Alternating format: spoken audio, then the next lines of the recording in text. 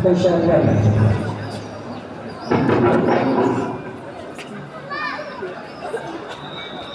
بسم الله الرحمن الرحيم، والصلاة والسلام على أشرف المرسلين وعلى آله وصحبه أجمعين.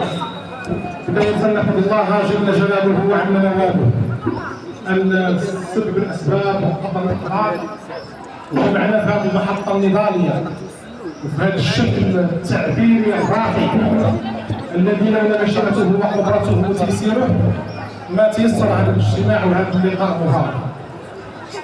اولا غادي نبغي نحيي النساء تحيه خاصه بحضورهم الطويل الدائم في كل محطه، وهذا الخصوصيه تدل على وعي عالي عند النساء.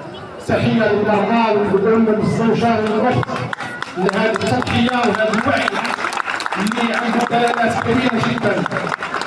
معركتنا واحد القضيه مهمه الله يجزيكم بخير. أرى هذا الوقوف، هذا الشكل، هذا التعبير، أرى ماشي ما لقينا ما يدار، ما عندنا ما يدار جينا نوقفوا هنايا مسالين. لا الإخوان والأخوات، الشباب والشابات، خصوصا اللي دايز مننا كيقول راني نشوف هاد الناس اللي كيقولوا. لا، هذا الوقوف تعبير حضاري يدل على وعي وعلى موقف. شفتوا داك إسبانيا جات تعبر على الموقف ديالها. إسبانيا ما هي مسلمة ما والو، تعبرت عن الموقف ديالها تضامن إنساني حضاري عبرت عليه. أنا بغيت نسطع على واحد المعنى مهم. المعركة مع الكيان الصهيوني هو الكيان الفاسد في العالم، ماشي غير في البلاد ديالنا ولا في فلسطين ولا في أوروبا، في العالم المفسد في العالم اللي كيقود الإفساد في العالم قتلا وتضليلا على جميع المستويات هو الكيان الصهيوني. الدول والرؤساء امريكا واوروبا وغيرها والدول العربيه الاسلاميه غير ادوات ديال هذا الكيان. اذا المعركه اللي حنا نخوضها جميعا، شوف هذا الوقت واخا نكونوا بنا غير 20 15 30 ما كيهمناش، حيت الوعي كيتبنى بنفس طويل. ما خصناش هادشي ندوزو غير بالحماسه، شعارات ونتحمسوا ونمشيو ديالنا. لا الله يرضى عليكم، المعركة طويلة، معركة وعي. راه الغرب رغم بعده عن الإسلام راه فايتنا في الوعي. شوفوا غير المسيرات اللي واقعة في العالم، ياك تتبعتوا ياك في هولندا كانت مسيرة مليونية، تشوفوا الشوارع ما هو مسلم ما والو، مهناش ماتجر.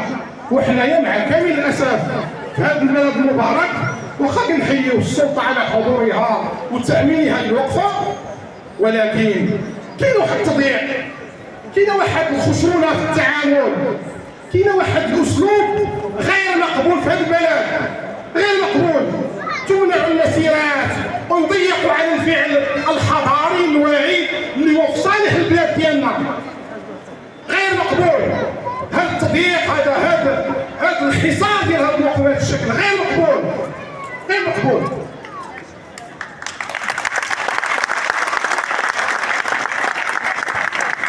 والغرب بين قوسين الكافر اللي ما كيامنش بالاسلام كيسمح بالتعابير الشعبيه القويه. حنا شنو ضرورنا حنا نديروا المسيره في البلاد ديالنا؟ من الذي يضر بلدنا هذا الامر هذا؟ انا هذا الامر باقي ما بغيتش نستوعبه، ما كيدخلش في الدماغ ديالنا. لماذا هذا الاسلوب في التعامل مع الحركات الاحتجاجيه المسؤوله الواعيه غير مقبول. لذلك الان معركتنا معركه وعي. وكاينه جوج ديال الابعاد، الابعاد اساسيه. الصراع في المعركه كاين صراع مباشر مع الكيان الصهيوني، الوقفات، المسيرات، التعابير، المقاطعات، كذا كلشي عارف هادشي مزيان، الموضوع نمشي بنفس طويل. وكاين واحد المساله ثانيه مهمه وغايه في الاهميه، بلادنا خصنا نخدموها، البلاد ديالنا خصنا نخدموها كل من موقعه، طالب استاذ وطبيب ودكتور ومحامي ورب بيت وتاجر ورجل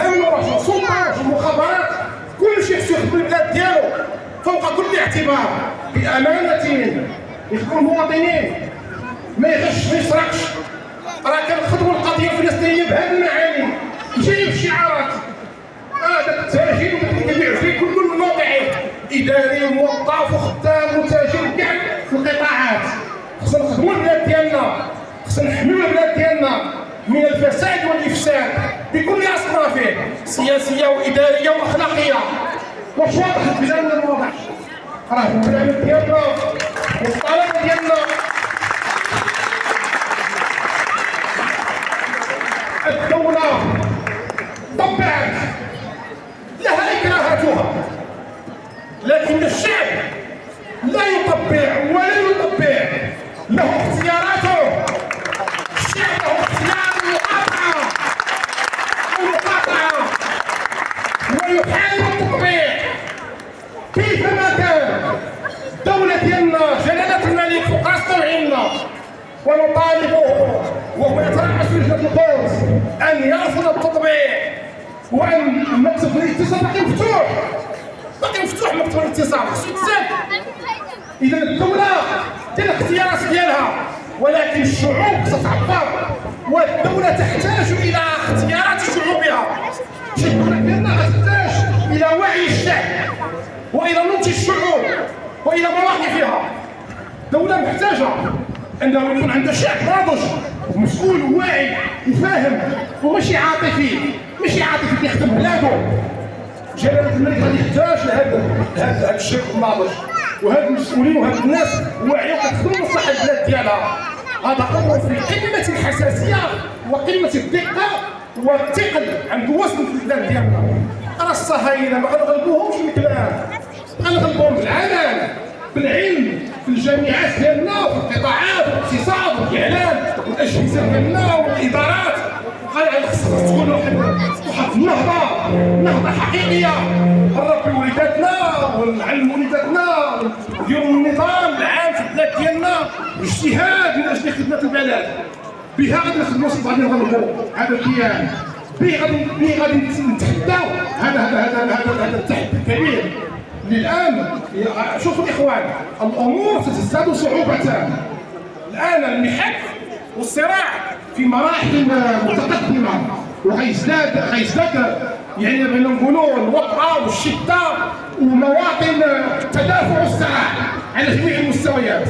هذا الشيء خصنا نوجدوه النفوس ديالنا إعدادا وتدويا وتربية ووعيا، لأن المسألة هذا هو الجوهر اللب ديال القضية، أن نكون واعيين في قلب الصراع.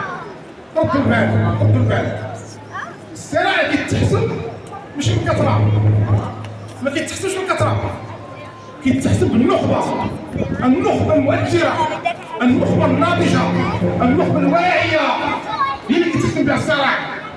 هذا الشيء الإسلام جاء ليخرج خير أمة أخرجت للناس. راه تفهموا، راه كيسحب ليه الدين، راه صلاة وحياة وحجاب وعبادة كذا، راه غلط. راه الدين كيخرج الأمناء، كيخرج العلماء، كيخرج الطوادر، كيخرج النخب، كيخرج الناس اللي كتخدم مصالح البلاد ديالها، كيخرج النوعية والنخبة الرفيعة في المجتمع. بمعنى آخر أن الجامع خصو يفهم البصمة ديالو في الحياة العامة، الإدارة، في الكوميسارية، في كل المواطن. لذلك حنايا الآن الدين الحرب على الإسلام. نكونوا واضحين، الحرب على الإسلام. علاش؟ باغي نشوفوا الصورة ديال الإسلام، باغي الإسلام يولي غير داك الطقوس التعبدية وداك الخطط الجمعة غير واحد السنة كتتعاود بلا روح. الروح ديال الدين كيخرج الناس يشتغلوا، الروح ديال الإسلام كيخرج الناس يتفاعلوا، الروح ديال الإسلام كيخرج الناس يناضلوا. الروح ديال الإسلام كيخلي الناس تنصر الحق وتقف مع المظلوم. يسموها الإنسان قوي. القوة ديال الإسلام فين؟ ملي كتحط في القلب ديال الرجل ولا شنو؟ في مواقفه. غنمشيو للفلوس، الاقتصاد والأول الإمكانيات، لا القوة بالمواقف، بالإيمان بالقضية. هذا هو الصراع. خصنا نوسعوا لهذه القضية. لذلك رجوعنا إلى الإسلام، خصنا نرجعوا للدين ديال الشباب. الشباب الله يرضى عليكم، خصنا نخدموا على هذه القضيه. الدين ديالنا باش نحفظوا بلادنا، الدين ديالنا باش نحفظوا انفسنا واسرنا، خصو هذا الاشتغال ديالنا يكون، والابناء ديالنا نربيهم على هذه القضيه، حيت فلسطين ماشي قضيه ارض. لا لا لا لا، اكبر من ذلك. اللي كيسحبوا فلسطين، غزه، تازه، هادو ناس متربيين في الطقس مختلفين، ما فاهمينش القضيه. فلسطين قضيه الامه، فلسطين صراع بين الحق والباطل اللي خصنا نخلطوا فيه ثاني بجديه. ما نطولش على الاخوان والاخوات، غنعطي توجيه واحد عملي الله يرضي عليكم. وقفات كل اي واحد دعا ليها يحضروا لنا المقاطعه، خصوصا الشركات الكبرى يكون تركيز فيها. شنو هي الشركات الكبرى؟ ماكدونالدز، زيد شنو اخر؟ كوكاكولا كومباني الى اخره. الشركات الكبرى نقاطعوها، شوفوا نقولوا قناه في المقاطعه، ولكن موقفنا له معنى، موقفنا له معنى. نثبتوا به ونربوا الاجيال الابناء ديالنا.